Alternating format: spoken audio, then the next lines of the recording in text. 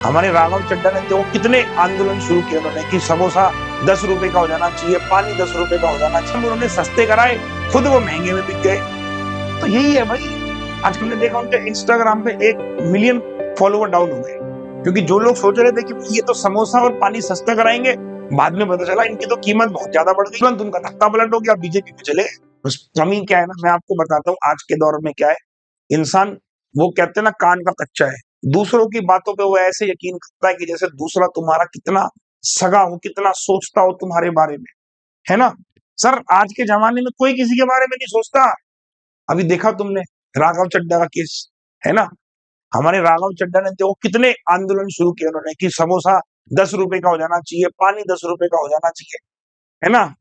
जब सब काम उन्होंने सस्ते कराए, खुद वो महंगे में बिक गए। तो यही है भाई, आजकल ऐसे ही चलता है। कोई किसी की परवाह नहीं है।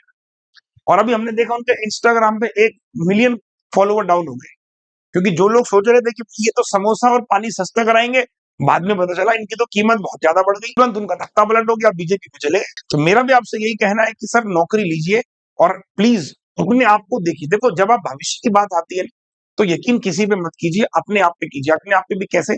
जैसे आप लोग मेरी क्लास पढ़ने आ रहे हैं, आप मेरी क्लास पढ़ते हो, आप देखते हो सर कैसे पढ़ा रहे हैं, क्या पढ़ा रहे हैं, और ये सारे में वो सवाल करा रहा हूँ जो बैंकिंग के है। ऐसा भी नहीं कि मैं इसमें एसएससी को छेड़ दे रहा हूँ।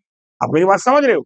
आप देखो कि सर अच्छा ये पैटर्न अगर ऐसा ऐसा है, और ये पैटर्न सर मैं आपके साथ समझ पा रहा हूँ, मैं पकड़ पा रहा हूँ, तो इसका मतलब मैं सही ट्रैक पे हूँ।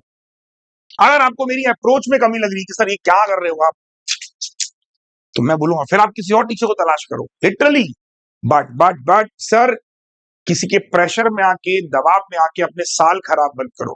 मेरे पास बहुत बच्चे आते हैं, सर आप पहले क्यों नहीं मिले।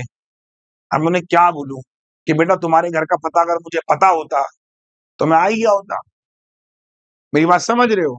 तो इसीलिए जब आप अपने भविष्य की बात करते हो, आप सोचते हो कि यार कैसे पढ़ना है, क्या पढ़ना है, किसको पढ़ना है, तो बहुत सोच समझ के अपनी क्लासेस को करिए।